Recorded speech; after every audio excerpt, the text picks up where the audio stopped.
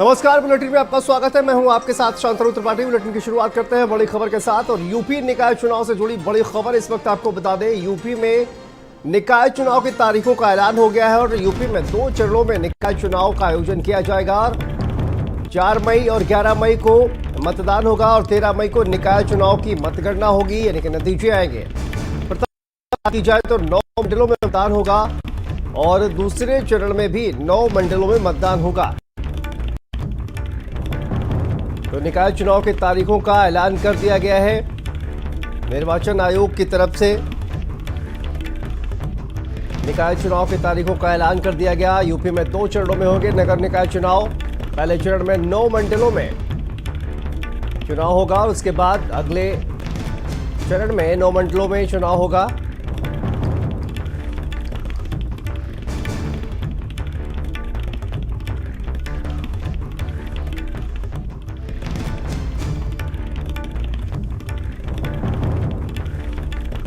और देखिए 13 मई को नगर निकाय चुनाव के नतीजे सामने आएंगे। नगर निकाय चुनाव की तारीखों का ऐलान कर दिया गया है। कल शाम को जिस तरह से राज्य निर्वाचन आयोग ने प्रेस कॉन्फ्रेंस कर इस बात की जानकारी दी, इस बात का ऐलान किया और नगर निकाय चुनाव की तारीखों का ऐलान कर दिया गया है। सहारनपुर, शामली, मुजफ्फरनगर, बिजनौर, अमरोहा, मुरादाबाद, संभल, आगरा, फिरोजाबाद, मथुरा, मैनपुरी, झांसी, जालौन, ललितपुर और कौशाम्बी, प्रयागराज, फतेहपुर, प्रतापगढ़, उन्नाव, हरदोई, लखनऊ, ये सभी जिले जहां पर पहले चरण यानी कि 4 मई को वोटिंग होगी।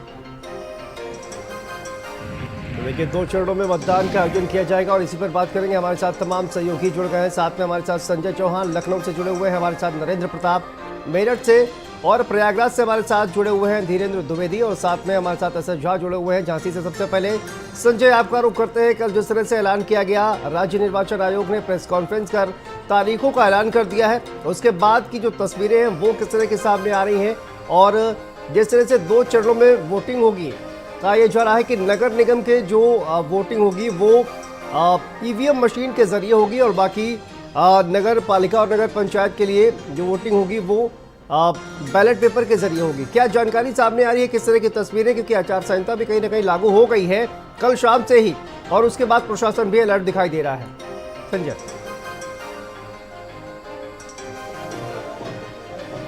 की दुंदुभी है वो बच चुकी है और महासमर में तमाम उम्मीदवार अपनी कहीं न कहीं किस्मत आजमाने के लिए उतरने को तैयार हैं। लेकिन अगर निकाय चुनाव की अधिसूचना की बात करें तो कल शाम को ही मुख्य निर्वाचन आयोग ने घोषणा कर दी थी। तो ऐसे में अब जो 9 मंडल के हैं 2 खेमे में जो चुनाव है वो कराए जाएंगे। उसके साथ ही 4 और 11 मई को और 4 मई को मतदान होगा और 13 मई को उसका जो परिणाम है मतदान की गिनती जो है वो शुरू की जाएगी। और इस बीच अधिसूचना जारी हो चुकी है। तो ऐसे में अब टीवी में विज्ञापनों का जो दौर है या अखबारों में उसको कहीं ना कहीं जारी नहीं किया जा सकता। नए कामों का उद्घाटन और शिलान्यास नहीं होगा। सरकारी गाड़ियों की जो खास करके मंत्री और जनप्रतिनिधि हैं वो सायरन बजाते हुए उसका इस्तेमाल सायरन कर नहीं कर सकते। तो तमाम जो गाइडलाइन है वो जारी कर दी गई है धारा। और जो निकाय चुनाव को लेकर के तैयारियां जो तमाम राजनीतिक दल भी कर रहे थे, उनका इंतजार था निकाय चुनाव का, वो पूरा हुआ। तो ऐसे में जो निकाय चुनाव के 17 नगर निगम हैं उन पर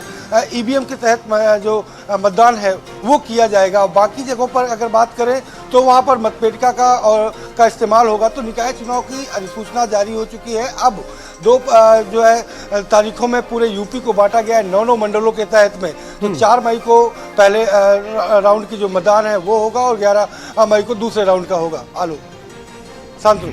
बिल्कुल संजय, देखिए हमारे साथ नरेंद्र प्रताप जुड़े हुए हैं। नरेंद्र, आपके पास आते हैं, किस तरह की तस्वीरें सामने आ रही हैं, क्योंकि कल जिस तरह से निकाय चुनाव की तारीखों का ऐलान हुआ है उसके बाद प्रशासन जो है वो तैयारियों का दावा किया जा रहा है, किस तरह की तस्वीरें मेरठ से सामने आ रही हैं नरेंद्र?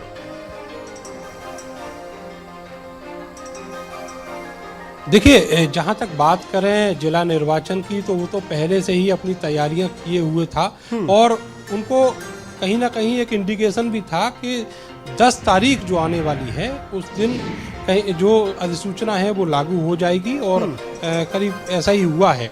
तो कुल मिलाकर प्रशासन, पुलिस की बात करें वो पूरी तरीके से मुस्तैद है। लेकिन जहां तक बात करें उन पार्टियों की जो इस चुनाव मैदान में कूदने वाली हैं, उसमें भारतीय जनता पार्टी सबसे मजबूत स्थिति में इसलिए दिख रही है कि जो संगठन की दृष्टि से अगर देखें तो उनकी तैयारियां लगातार कई महीनों से चल रही थी। और ऐसा भी कहा जाता है कि बीजेपी हमेशा चुनाव के मूड में रहने वाली पार्टी है, तो इसलिए उसका जो होमवर्क है वो कंप्लीट था। कल भी जो पश्चिम की बैठक है संगठन की, वो मेरठ में आयोजित हुई और उसको उत्तर प्रदेश बीजेपी के जो महामंत्री हैं धर्मपाल सिंह, वो उन्होंने उसको नेतृत्व किया। और यहाँ पर जितने भी पूरे वेस्टर्न यूपी के मंत्री हैं, जनप्रतिनिधि हैं, संगठन के पदाधिकारी हैं, बड़े कार्यकर्ता हैं, उन सबको बुलाया गया था। दूसरी तरफ जो मुख्य विपक्षी दल है उसमें समाजवादी पार्टी और बसपा दिखाई देती है। लेकिन मेरठ में महापौर की जो सीट थी वो पिछले चुनाव में बसपा ने जीती थी, लेकिन सरकार रही बीजेपी की, इसलिए बहुत ज़्यादा डोमिनेशन उनका नहीं रह पाया।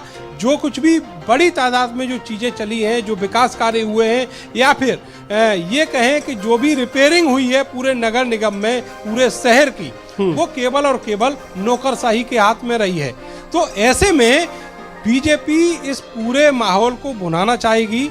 लेकिन समाजवादी पार्टी की स्थिति यह है कि पिछले 9 महीने से यहाँ पर जो संगठन का अध्यक्ष है वो भी मौजूद नहीं है। अभी 3 दिन पहले जो जिलाध्यक्ष है समाजवादी पार्टी के, वो नए घोषित कर दिए गए, मगर महानगर की अगर बात करें तो महानगर में अभी कोई अध्यक्ष भी नहीं है। तो ये संगठन की स्थिति है। जमीनी तौर पर जो कार्यकर्ता है उसका मनोबल टूटा हुआ है। ये दिक्कत बीएसपी के साथ भी है, क्योंकि संगठन में जो बैठकें हो रही हैं वो केवल बड़े नेता कर रहे हैं, और इसी वजह से जो कार्यकर्ता है वो मन से टूटा हुआ है। इसके अलावा वो पार्टी से भी कहीं ना कहीं टूटने का मन बना चुका है। तो ऐसे में जो मजबूत स्थिति है वो सत्तारूढ़ दल की नजर आ रही है।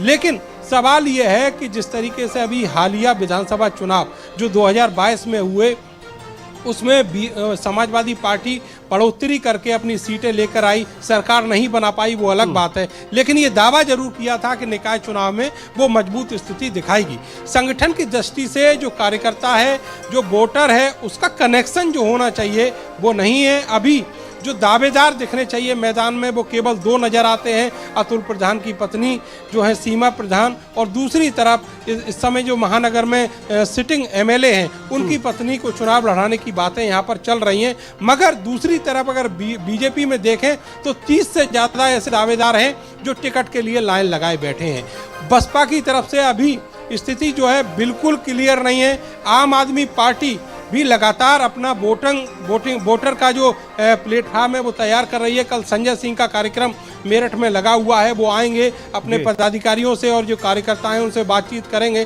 तो कुल मिलाकर अभी जो स्थिति है वो बड़ी अलग सी स्थिति है। कोई मुख्य जो मुकाबला दिखना चाहिए जिस तरीके से चुनाव से पहले किसी पार्टियों के बीच में, वो अभी नहीं दिख रहा है। आने वाले दिनों में ये परिस्थिति भी जो है, ये परिदृश्य जो है वो पूरी तरीके से साफ दिखेगा। जी शांतनु। धरातल पर तमाम जो विपक्षी दल है उनका जो संगठन है, जो तैयारियां हैं वो कहीं ना कहीं नजर नहीं आ रही हैं।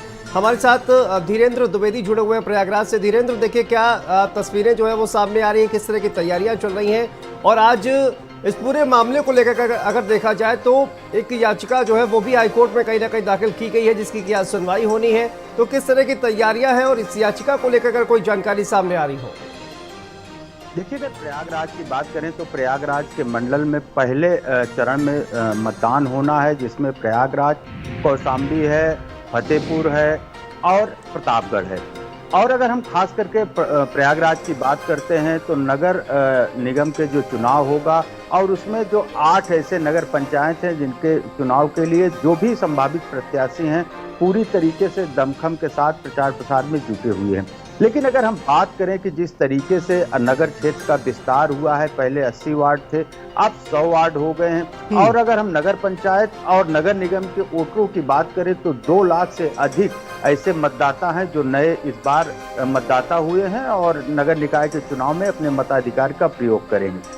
अगर हम टिकट की बात करते हैं तो नगर निगम में जो नंद गोपाल गुप्ता नंदी हैं, उनकी पत्नी अभिलाषा नंदी गुप्ता 2 बार यहाँ मेयर रही हैं। हालांकि इस बार अभी भाजपा ने आधिकारिक तौर पर उनके उम्मीदवारी के लिए अभी कोई ऐलान नहीं किया है। कई लोग ऐसे दावेदार हैं जो कि मेयर पद के लिए दावेदार हैं। उसी तरीके से जो दूसरी पार्टी, खास करके अगर हम बसपा की बात करें तो पहले यहाँ पर कार्यकर्ता सम्मेलन की थी, जिसमें से माफिया अतीक अहमद की पत्नी शाइस्ता परवीन को उन्होंने मेयर का प्रत्याशी का ऐलान किया था। लेकिन जिस तरीके से उमेश पाल हत्याकांड में शाइस्ता परवीन 50,000 का इनामिया हो गई हैं, लगातार वो फरार है, अब उनसे धीरे धीरे बसपा किनारा कर लिया है। तो अब नए उम्मीदवार की जो पार्टियां हैं वो अब मंथन कर रहे हैं कि कौन ऐसा है जो जिताऊ कैंडिडेट हो और जाके यहाँ पर भाजपा की, चूंकि परंपरागत सीट रही है, 2 बार भाजपा के ही प्रत्याशी यहाँ पर मेयर पर सीट पर कब्जा रहा है, तो उनको अपनी सीट को बचाने के लिए जद्दोजहद की जा रही है। अगर हम बात करें संगठन की तो लगातार भारतीय जनता पार्टी संगठन अपने आप को बूथ स्तर से मजबूत करने की बात कर रहा है। पिछला जो कुंभ हुआ है उसको लेकर नगर में तमाम ऐसे विकास किए गए हैं। आने वाले जो 2025 का कुंभ होगा उसको लेकर भी विकास के तमाम खाका तैयार किया गया है। वो लोग जनता के बीच जा रहे हैं और प्रचार प्रसार भी कर रहे हैं। जी ठीक है, और हमारे साथ एसएफ झा भी जुड़े हुए हैं। एसएफ झा, देखिए अगर ऑफिशियली देखा जाए तो जो एक लिस्ट है वो जारी नहीं की गई है तमाम प्रत्याशियों की, लेकिन उसके बावजूद भी कौन से ऐसे वो बड़े चेहरे हैं जो इस वक्त कहा जाए कि जो तैयारी है निकाय चुनाव को लेकर वो करते हुए नजर आ रहे हैं, बात अगर झांसी की जाए तो?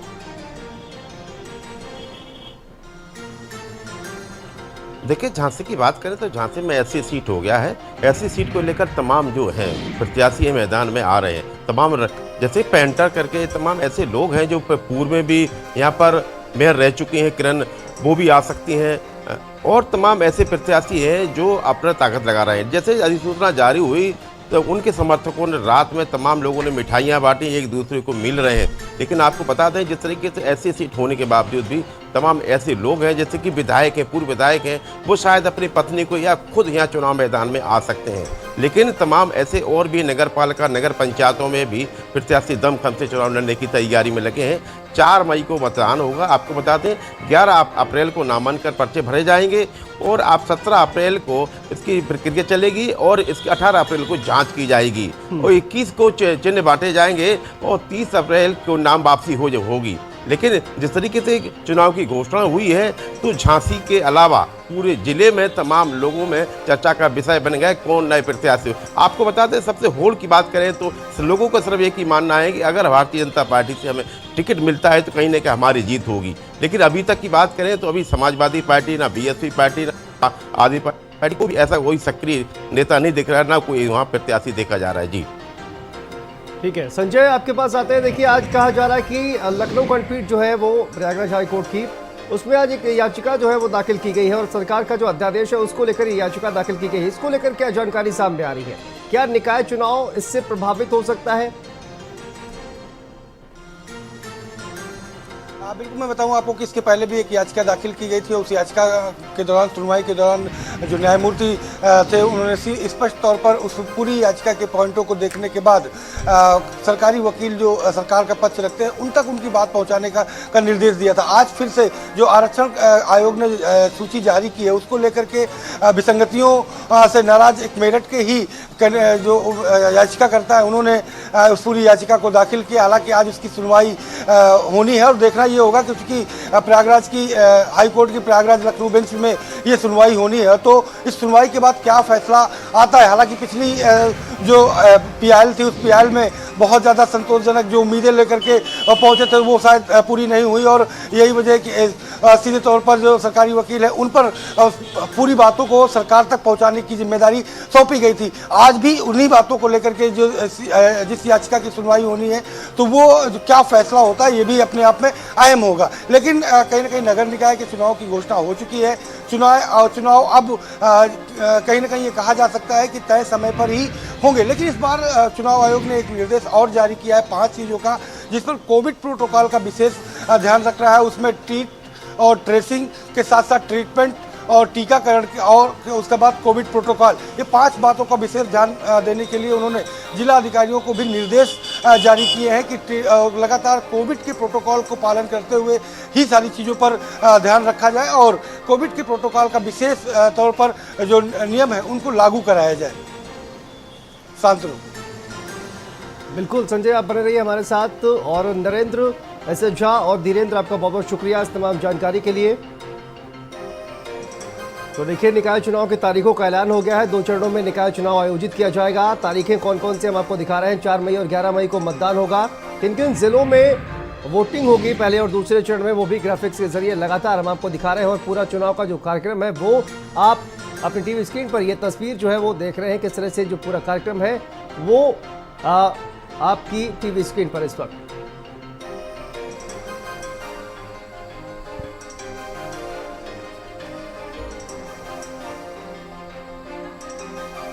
तो 2 चरणों में निकाय चुनाव का आयोजन किया जाएगा। 4 मई और 11 मई को वोटिंग होगी। इसके अलावा 13 मई को नतीजे आएंगे।